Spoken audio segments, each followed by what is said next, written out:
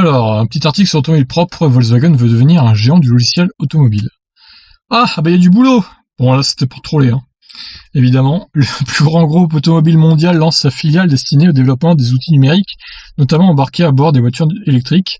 L'objectif est de gagner en indépendance sur ces logiciels indispensables au fonctionnement des véhicules. Alors, bon là il résume qu'ils ont eu des problèmes en gros. Alors ainsi, Volkswagen va lancer en juillet 2020 Car.Software, une filiale dédiée au développement de programmes intégrés à ses voitures, notamment électriques. Nous pouvons et nous voulons développer nous-mêmes notre plateforme logicielle, annonce Christian Senger, le PDG de Car.Software.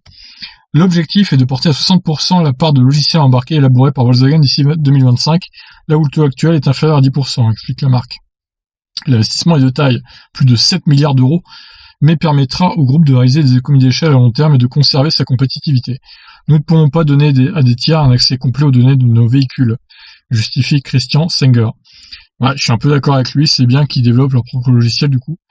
Fin 2020, la filiale emploiera 5000 personnes à travers le monde, dont une majorité en Allemagne. Les logiciels embarqués sont d'autant plus importants à bord des véhicules électriques.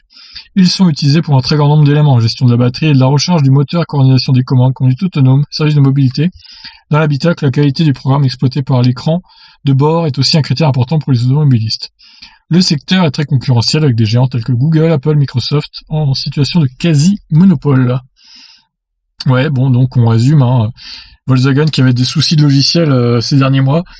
Bon là, il semble à peu près réglé vu que les ID3 au final vont sortir dès septembre, même s'il n'y aura pas toutes les mises à jour qu'elles se feront au cours des mois qui suivent. Mais ils ont l'air d'avoir réglé leurs soucis principaux de logiciel. Et là, ils veulent se mettre vraiment à fond sur le logiciel pour être quasiment indépendants par rapport à la concurrence.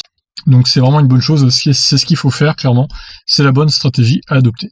Je vous laisse réagir. Ciao, ciao.